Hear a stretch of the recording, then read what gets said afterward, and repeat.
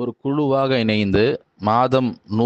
100 சொல்லி ஒவ்வொருவரும் போட்டு ஒரு தொகை சேர்ந்த உடனே அந்த தொகையை வந்து ஏழைகள் வியாபாரம் தொடங்குவதற்காக தர்மமாக கொடுத்து உதவணும்னு சொல்லி ஒரு திட்டத்தை துவக்கியதாகவும், ஆனால் இப்போ ஜமாத் தலைவர் அதுக்கு மாற்றமாக இல்லை இந்த மாதிரி செய்ய வேண்டாம், நம்ம வந்துட்டு ஒரு கடனாக கொடுப்போம், 6 மாதம் நிர்ணயிச்சு அவர் வந்து அந்த 6 மாதத்துக்குள்ள கடனை திருப்பி தந்துடணும், அப்படி இல்லைன்னா நம்ம விட்டுருவோம் அப்படின்னு சொல்லி சொல்வதாகவும், இதில் எது வந்துட்டு அல்லாஹ்வுக்கு அழகிய கடனுங்கிறதுல வரும், இந்த மாதிரி ஒரு மாற்றி சொல்கிறாரே இப்படி மாற்றலாமா அப்படிங்கிற மாதிரியும் நீங்கள் வந்து கேள்வி கேட்குறீங்க. கூடுதலாக அல்லாஹ் வந்து தர்மத்தை தானே வளர்க்கிறதா சொல்கிறான், கடனை இல்லை தானேன்னு சொல்லியும் குறிப்பிட்றீங்க.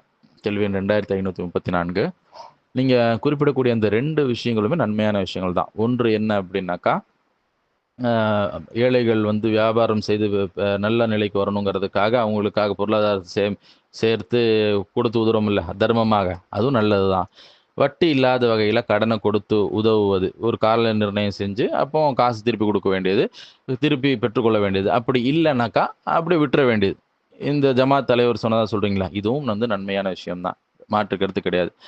ரெண்டுமே வந்து நாமளாக விரும்பி மேலதிகமாக நன்மையை பெற்றுக்கொள்ள வேண்டும், அல்லாஹ்விடத்தில் மறுமையில நற்கூலி பெற வேண்டும்ங்கிறதுக்காக செய்யக்கூடிய நற்செயல்களாக இருக்கு. அப்போ நாம் எதை வேணா நாம என்ன செய்துக்கலாம், தேர்வு செய்யலாம். இதை தான் செய்யணும், அதை செய்யக்கூடாது அப்படிங்கிறது கிடையாது. இதெல்லாம் நாமளாக குழுவாக சேர்ந்து நாமளாக நிர்ணயிச்சுக்கிறது தானே. ரெண்டுமே நன்மையான விஷயங்கிறதுனால இதில் அந்த மெம்பராக இருக்கக்கூடியவங்க யார், அதாவது மெம்பராக இருக்கக்கூடியவங்க எந்த திட்டத்தை அதிகமாக விரும்புகிறாங்களோ அதை நம்ம செயல்படுத்திக் கொள்வதுங்கிறது சுமூகமாக இந்த விஷயம் வந்துட்டு சுமூகமாக போயிடும். எல்லாரும் அந்த திட்டத்தையும் வந்துட்டு ரெண்டும் இல்லாமல் போயிடாம அந்த மாதிரி ஆகாம தொடர்ந்து அந்த நல்ல விஷயத்தை வந்து செய்வதற்கு ஏதுவாக அமையும். முக்கியமா அடுத்து நீங்க கேட்கறது என்னன்னாக்கா, அல்லாஹ்விற்காக அழகிய கடன் கொடுக்கறது அப்படிங்கிறது என்ன, ரெண்டுல எது சேருங்கிற மாதிரி கேட்குறீங்க. அல்லாஹ்விற்கு அழகிய கடன் கொடுக்கறது என்ற வார்த்தை பிரயோகத்தை அல்லாஹ் வந்து ஒன்றுக்கும் மேற்பட்ட இடங்கள்ல திருக்குறான்ல வந்துட்டு பயன்படுத்துறான்.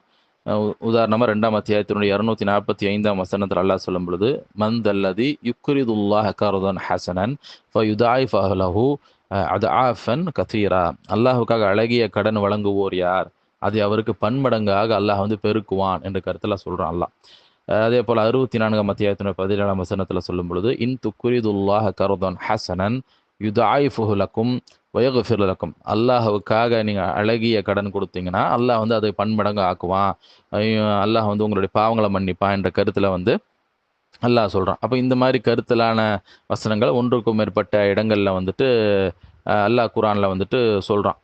அப்போ இதனுடைய அர்த்தம் தான் என்ன அப்படின்னாக்கா, இப்போ நீங்க ஏழைகளுக்கு வந்துட்டு உதவினீர்களேயானால் அல்லாஹ் வந்து என்ன செய்றானாக்கா, அதற்கான பிரதிபலனை உங்களுக்கு பன்மடங்காக அல்லாஹ் வந்துட்டு தருவான். இந்த உலகத்திலயும் அல்லாஹ் என்ன செய்யலாம், அவர் நாடியவர்களுக்கு அல்லாஹ் வந்துட்டு அதிகப்படுத்தலாம். மறுமையில ஓ இந்த மாரி அல்லாஹ்வுக்காக உள்ள இந்த ஏழைகளுக்கு உதவுபவர்களுக்கு என்ன செய்வான் அப்படின்னாக்கா, அல்லாஹ் மறுமையில பன்மடங்காக அவர்களுக்கு நற்கூலியாக வழங்குவான். அப்படிங்கிற கருத்துல அல்லாஹ் வந்து பயன்படுத்துறான். இன்னொன்னு முக்கியமா இதுல என்ன கவனத்துல கொள்ளணும் அப்படின்னாக்கா, பொதுவாக ஏழைகளுக்கு வந்து உதவி செஞ்சுட்டு என்ன செய்வாங்கன்னா, நெறைய பேர் நன்றி எதிர்பார்ப்பாங்க. இப்போ அவன் காசு குடுத்தோம்னா, அவன் நம்மள பார்த்து சிரிக்கணும். அவன் நம்மளுக்கு வந்து நன்றி செலுத்தக்கூடிய வகையில அவன் வந்துட்டு ஏதேனும் ஒன்று அவன் வெளிப்படுத்தணும். அப்படி அவன் அவன் எதிர்பார்ப்பாங்க. அதே அதே போல வந்து உதவி செஞ்சுட்டு சொல்லி காட்டுறது, உதவி பெற்றவன வந்துட்டு மட்டமா நினைக்கிறது, அப்படிங்கிற மாரியான இந்த எண்ணம் எல்லாம் டோட்டலா வந்துட்டு அழிக்கக்கூடிய ஒன்று தான் அல்லாஹ்விற்காக அழகிய கடனுங்கிறது. ஏன்னா நம்ம குடுக்கறது வந்து நம்ம கண்ணுக்கு முன்னாடி ஒரு மனுஷன் தான். ஆனா நம்ம அல்லாஹ்விற்காக அழகிய கடன்ங்கிற அந்த ஒரு எண்ணத்தோட நம்ம குடுப்போம் அப்படின்னாக்கா, இந்த மாரியான நம்ம சொன்ன அந்த கெட்ட வகையிலான அந்த எண்ணங்கள்லாம் அடிபட்டு போகும். அப்ப இதுதான் வந்துட்டு அல்லாஹ்வுக்காக தர்மம் செய்றோம்ல, ஏழைகளுக்காக, அல்லாஹ்வுக்காக ஏழைக்கு என்ன செய்றோம் நம்ம குடுக்குறோம். அது அல்லாஹ் கடன் பெற்றதைப் போல அல்லாஹ் பெற்றுக்கொண்டு அதை என்ன செய்றானாக்கா, மறுமையில நமக்கு அதை வந்துட்டு பன்மடங்காக ஆக்கி தர்றான்.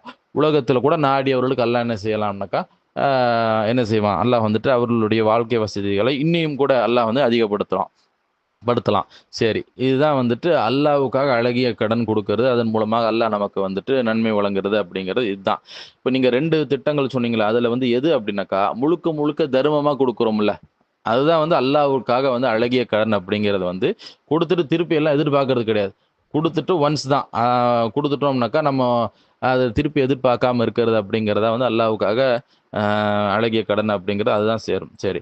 அடுத்து ஹதீஸ்ல கூட இது எந்த அளவுக்கு சிறப்புன்னு பார்த்தீங்கன்னாக்கா, முஸ்லிம் 1389ஆம் இலக்கத்தில் உள்ள ஹதீஸு. அல்லாஹ் வந்துட்டு இந்த இரவுல மூன்றில் ஒரு பகுதி இருக்கக்கூடிய சமயத்தில் கீழ்வாளத்தில் இறங்குறான் அப்படிங்கிற அந்த ஹதீஸ் பலமுறை நம்ம கேள்விப்பட்டிருப்போம். அதில் வந்து என்னிடம் பிரார்த்திப்பவர் யாரும் இருக்கிறாங்களா, என்னுடைய அவருடைய பிரார்த்தனை நான் ஏற்கிறேன், என்னிடத்துல வந்து கேட்கக்கூடியவங்க யாரும் இருக்கிறாங்களா, அவங்களுக்கு பதிலளிக்கிறேன் அப்படிங்கிறத நம்ம கேள்விப்பட்டிருப்போம். ஆனால் அந்த ஹதீஸ்லேயே கூடுதலாக என்ன இடம்பெற்றிருக்கு அப்படின்னாக்கா, மை யுக்குரிது கைர அதீமின் வலா வலூமின், அதாவது எனக்காக வந்து அந்த அழகிய கடன் கொடுப்பவர் யார் இருக்கிறாங்களா, நான் வந்து இல்லாதவனும் கிடையாது. அல்லாஹ் என்ன சொல்றானாக்கா, அதாவது கைர அதீமின் வலா வலூமின், நான் அல்லாஹ் வந்து இல்லாதவனும் கிடையாது, வாக்கு மீறுவவனும் கிடையாது, அநீதி இழைக்கவன் கிடையாது. அப்படிங்கிறதுனால எனக்காக அழகிய கடன் கொடுப்பவர் யார் இருக்கிறாங்களா அப்படின்ற கருத்துல அல்லாஹ் கேள்வி எழுப்புவதா சொல்றான். அப்போ அது மிக சிறந்த ஒரு நல்லமலாக இருக்கு அப்படிங்கிறத நாம வந்துட்டு விளங்கிக்கிறோம். அப்போ அடுத்தது வந்து ரெண்டுல எது நம்ம தேர்வு செய்து சிறப்பாக அமையும் அப்படின்னு பார்த்தீங்கன்னாக்கா, இதுல 2யுமே நம்ம செயல்படுத்துவதுங்கிறது அதிக சிறப்புடையதாக இருக்கும். ஏன்னா, நமக்கு உதவி வேணும்னு சொல்லி நாமாக கண்டறியக்கூடிய நபர்களா இருக்கலாம். அல்லது நம்மை நோக்கி உதவி வேணும்னு சொல்லி லெட்டர் எழுதி கொடுக்கக்கூடியவங்களா இருக்கலாம். நாம் என்ன செய்வோம் அப்படின்னாக்கா, டக்குனு குடுத்துற மாட்டோம். அவங்கள ஆய்வு செய்வோம்ல. இப்ப நாம ஆய்வு செய்ற வகையில அவங்க வந்து ரொம்ப ஏழையா இருக்கிறாங்க. காசு பெற்று கூட அவங்க திருப்பி குடுக்கறதுங்கிறது சிரமமா தான் இருக்கு. அப்படிங்கிற மாரி இருக்கிறாங்கன்னாக்கா, அவர்களிடத்துல அந்த காசு பணத்த குடுத்துட்டு, "நீ 6 மாசத்துக்கு திருப்பி குடு" அப்படின்னா, ஏற்கனவே ஒண்ணுமில்லாம இருக்கிறான். அப்போ அவனுக்கு வந்து அதிகமாக அந்த மென்டல் பிரஷர் குடுக்கக்கூடிய வகையில, அந்த அழுத்தம் தான், மன அழுத்தம் தான் வரும். ஐயோ! திருப்பி குடுக்கணுமே அப்படின்னு. அப்ப அந்த மாதிரி இல்லாம, நாம என்ன செய்வோம், முழுக்க முழுக்க தர்மம் அல்லாஹ்வுக்காகன்னு சொல்லி அப்படியே கம்ப்ளீட்டா குடுத்துற வேண்டியது. அப்போ அந்த மாரி குடுத்துட்டோம்னாக்கா, மன அழுத்தமும் அவனுக்கு இருக்காது. அ அவன் வந்து அல்லாஹ் அதைக் கொண்டு அவன் என்ன செய்யணுமோ அத செஞ்சுக்குவான். சரி. 2வது வகை எப்படின்னாக்கா, ரொம்ப பரம ஏழையா ஒண்ணும் இல்லாங்க அப்படிங்கிற மாரி இல்லாம, ஏழையா தான் இருப்பாங்க.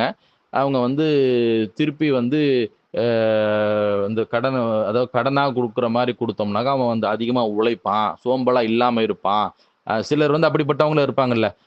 காசு திருப்பி குடுக்கணுங்கிறதுக்காக அவன் உழைப்பான். இல்லன்னா அதையும் வாங்கிட்டு இவன் வந்து உருப்படுற மாரி தெரியல அப்படிங்கிற மாரி சிலர் நமக்கு தெரிவாங்க அப்படின்னாக்கா, நாம அதையே ஒரு நல்ல ஒரு விஷயமா, அதாவது காச திருப்பி குடு அப்படிங்கிற மாரி கடனாக குடுக்குறோம் அப்படின்னாக்கா, அது அவன வந்து என்ன செய்யும்னாக்கா, காசு குடுக்கணுமேங்கிறதுக்காக உழைக்க வைக்கும். சோம்பல அகற்றும். அப்படிப்பட்டவர்களாக நமக்கு தெரிஞ்சுச்சுன்னா, அந்த வார்த்தைய சொல்ல வேண்டியது தான். "நீ கடனா தான் குடுக்குறோம். 6 மாசத்துல திருப்பி குடுன்னா" அது நன்மையாக தான் போகும். அப்ப அப்படிப்பட்டவர்கள் நம்மளுடைய மனித அறிவுக்கு உட்பட்டு தான் நம்ம முடிவெடுக்க முடியும். நாம அவன் பார்க்குற வரைக்கும் சரி குடுப்பான். அவன் ரொம்ப அந்த அளவுக்கு ஒண்ணும் இல்லாதவன் கிடையாது. ஏழையா தான் இருக்கான். ஆனா, அவன் கஷ்டப்பட்டு திருப்பி குடுத்துற முடியுங்கிற மாரி நமக்கு தெரிஞ்சுச்சுன்னா, அந்த மாரி வார்த்தைய போட்டு, சோம்பேறியா இருக்கான்னா, சோம்பல நீக்குங்கிறனால அந்த மாரி சொன்னோம்னா, அப்போ ஒரு 6 மாசம் கழிச்சு அவன் அந்த பணத்த திருப்பி குடுக்குறதுக்கும், அந்த பணத்த பெற்றுக்கொண்டு நாம என்ன ஒவ்வொரு ரூ. 100 குடுத்தோம்ன்னு சொன்னீங்களா, அவங்களுக்கு திருப்பியா காசு குடுத்துற போறோம்? அது கிடையாது. பைத்துல் மால் அதுல தானே இருக்கும்.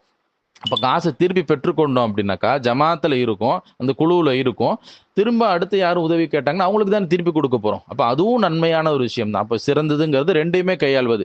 ஒவ்வொரு ஒவ்வொருவரையும் வைத்து, சரி இவரு வந்து ரொம்ப ஏழையா இருக்காரு. இவருக்கு வந்து நம்ம திருப்பி குடு அப்படிலாம் சொல்லாம, நம்ம முழுசா என்ன செய்வோம், குடுத்துருவோம் அப்படின்னு சொல்லி குடுத்துற வேண்டியது. 2வது வந்து கடனாக குடுக்கறதும் கூட சிலருக்கு வந்து அது உத்வேகமாக மாறி, அவன் அப்ப உழைப்பான் அப்படிங்கிற மாரி தெரிஞ்சு, அதுவும் நல்லது தானே.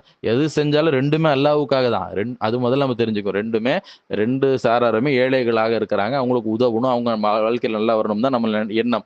அப்படிங்கிறதுனால 2மே அல்லாஹ்வுக்காக தான். திரும்பி காசு வந்தாலும் அதை வந்து என்ன செய்ய போறோம்? திருப்பி மற்ற ஒருவருக்கு தான், ஏழைக்கு தான் குடுக்க போறோங்கிறனால, 2யுமே வந்து நாம ஒவ்வொருவரையும் வைத்து, ஆள வச்சு தீர்மானித்து நாம வந்து செய்வது அப்படிங்கிறது சிறப்பான ஒரு ரிசல்ட்ட குடுக்கும் இன்ஷா அல்லாஹ்.